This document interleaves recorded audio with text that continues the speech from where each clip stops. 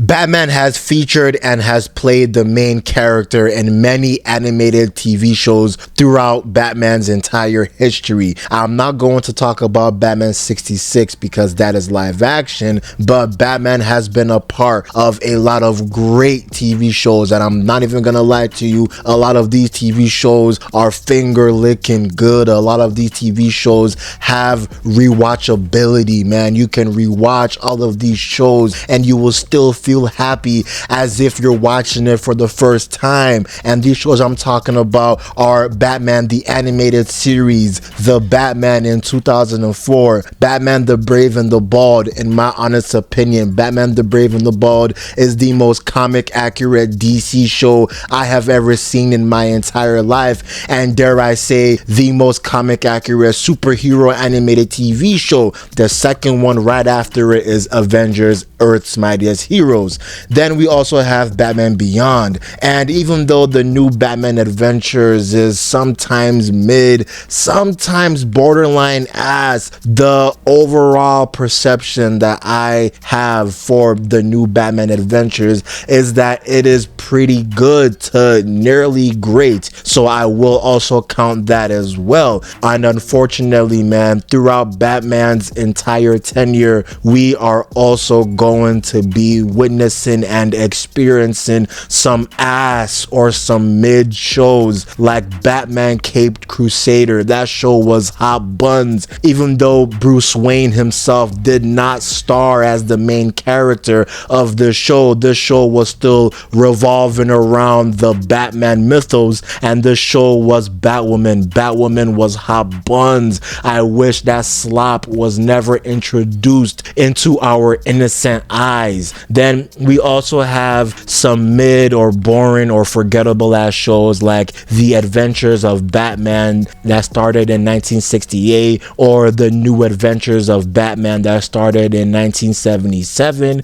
But you're seeing a pattern here. Batman literally has countless shows, and all of these shows have different varieties, different themes, different antagonists, different plots, but there is always one thing that is common, and that one thing is that Bruce Wayne is going to get mentioned in a lot of these shows. But it's actually crazy to believe that in the big year of 2025, DC just released another Batman related project. And honestly, man, I'll be completely honest with you, even though Batman Caped Crusader tried to take itself seriously, that show fell flat. I was not entertained in that show at all. That show was boring. But this show that I'm going to talk about, obviously it's not in the same stratosphere as Batman the Animated Series or Batman Beyond, or hell, even Batman the Brave and the Bald. The show, in my honest opinion, falls in the stratosphere of like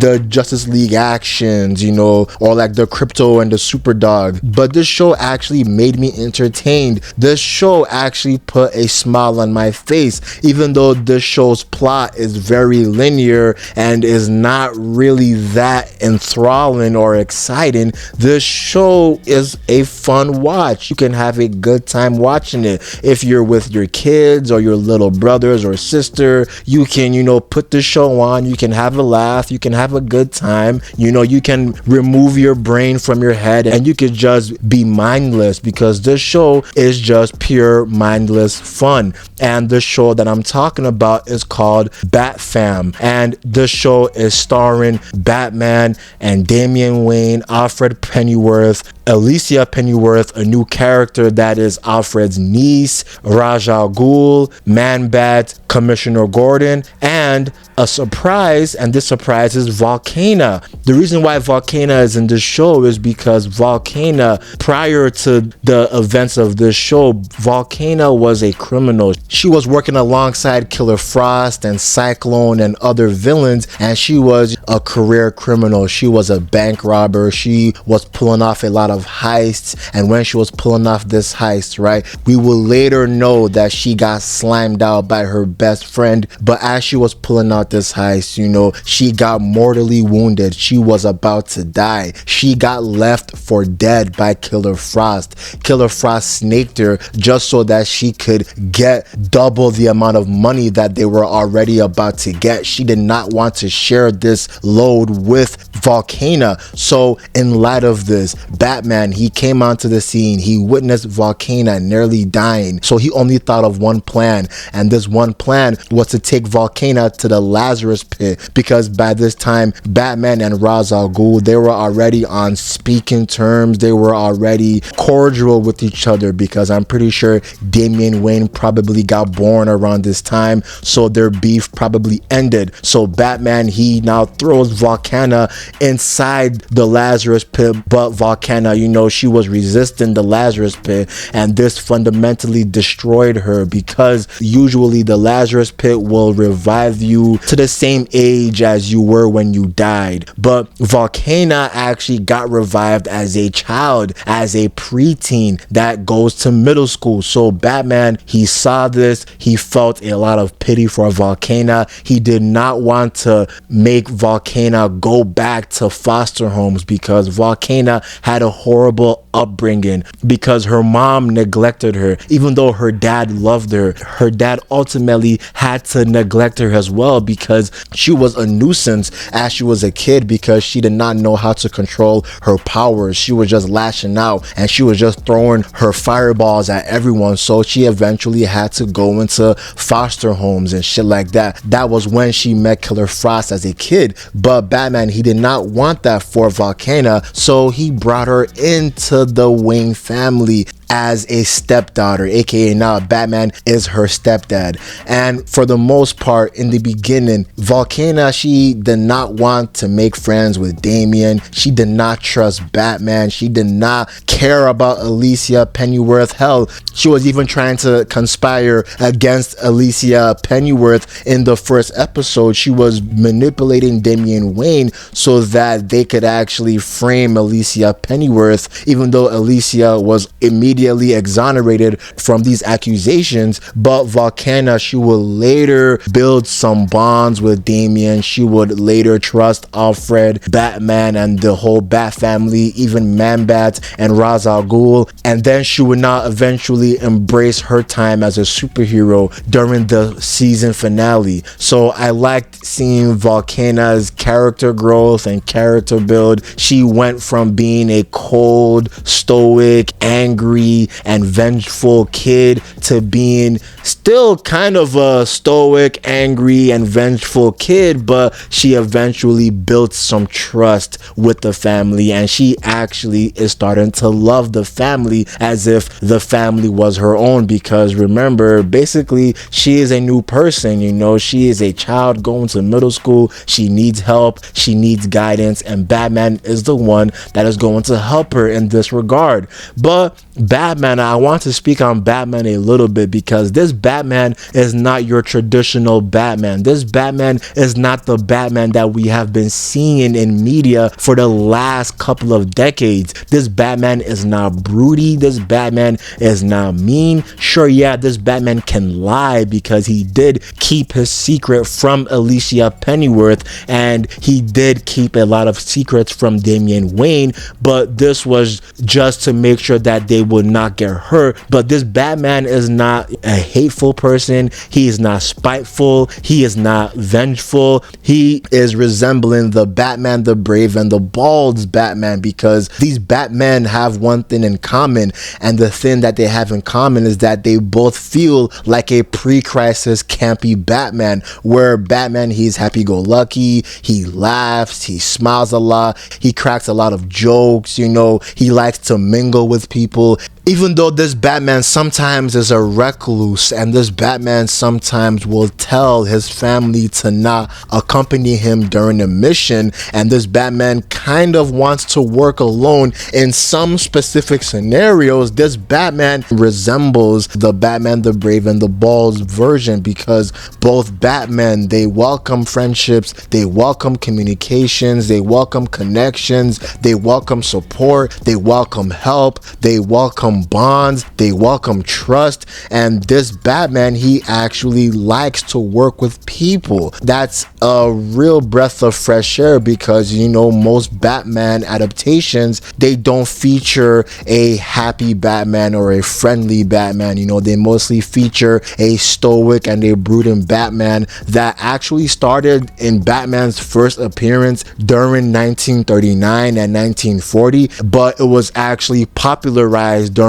the beginning of post-crisis when we got Batman Year One, and right before post-crisis when we got The Dark Knight Returns. This Batman, he is a happy Batman. But I want to also speak about the family of the show. You know, we have Alicia Pennyworth, Ra's al Ghul, Man-Bat, Volcana, Alfred, Little Batman aka Damian Wayne, and Batman. And when you heard that list, you're probably scratching to yourselves, wait, what the fuck is Man-Bat and Ra's al Ghul doing in this family? Well, like I stated earlier, Ra's probably had an agreement with Batman. They probably came to terms. They probably stopped their beef. But I think Ra's died, or I think Batman turned Ra's into a ghost for some reason. I forgot the reason why they said that Ra's is a ghost. But Ra's actually helps out Damian anytime Damian needs help. Ra's usually is standoffish with everyone else in the family. He tries to prank Alfred a lot,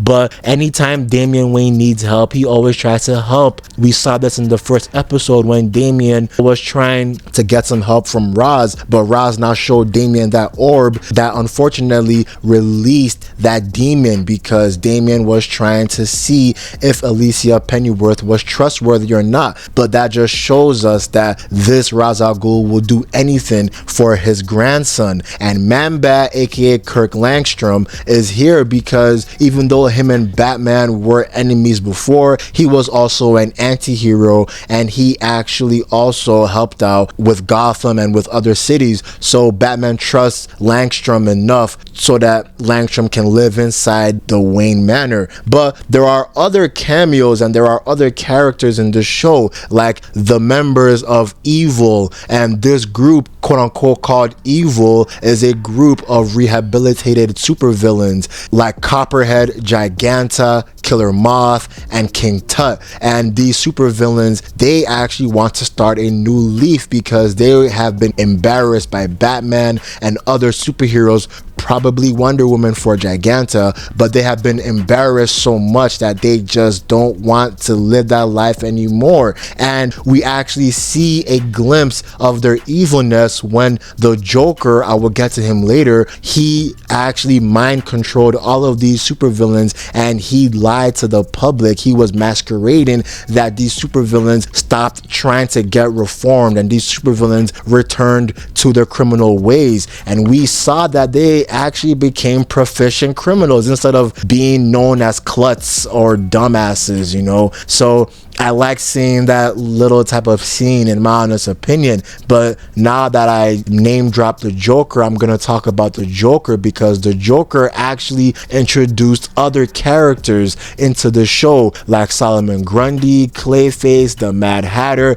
the Mad Hatter's daughter, who would later join the group Evil, and other supervillains like Mr. Freeze, because the Joker was telling these supervillains to go into a lot of factories that were owned by Wayne Enterprises and to destroy these factories and to try to look for a secret weapon. And this secret weapon is called the Anti-Glow, and the Anti-Glow was created by Dr. Light, but Dr. Light, he perished before the events of the show. So Joker, you know, he actually acquired this Anti-Glow, and his big plan is that he wants to control the citizens of Gotham. He wants to turn them into raging beasts, not not actually turning into physical raging beasts, but to mentally turn them into raging beasts so that they can just attack, fight, and brawl with everyone. When you will hear that, you're probably going to think that, oh, this is just another weird Joker that was popularized by Scott Snyder and the Batman Who Laughs, and this Joker doesn't tell any jokes. No, this Joker told a lot of jokes, and some of the jokes were pretty funny. I can't lie to you, bro. This Joker actually felt like a pre-crisis to early post-crisis type of Joker, because this Joker was just trying to prank everybody on April Fools. This Joker was trying to create the best and the biggest prank that he missed out on when his dad left him, because his dad actually committed the largest prank during April Fools. So Joker wanted to reach that again, and Joker, he did this by manipulating everybody. He tricked everybody, and right now, up until this point, Gotham's crime rate drastically went down thanks to Batman, but Joker instantly rose that shit right up from the grave, and now Gotham is crime ridden because Joker successfully took over. And Joker did something that is a reference to Batman Beyond's movie, because if you watch that peak movie, that great movie, you saw that Joker jokerized Tim Drake's Robin, and he turned Tim Drake into his pupil, into his ward. And basically Tim Drake, you know, he had to shoot Joker and kill Joker in order for Joker's terror to stop. But they actually did a reference to that, because Joker in this show, he jokerized Damian Wayne because Damian had a fight with Batman. Batman didn't trust Damian. This caused Damian to lash out, and basically Joker got a hold of Damian. He jokerized Damian. He nearly had Damian in his clutches, but Damian was actually faking the entire time. Damian was masquerading as a Joker pupil just so that he could hear Batman saying, "I'm sorry and I trust you." And as soon as Damian heard that, he now turned on the Joker. They defeated the Joker and they saved the day. So now the show is done. I can't lie to you, it's not the best show in the world. Obviously, it's not the best Batman show in the world, but it's not ass, it's not mid, it's actually entertaining. It was fun, it was funny. It's not breathtaking by any means, but I had some laughs. I can't lie to you, man. But if you guys check out the show, what do you guys think of it? Let me know in the comments. I'm out. Peace.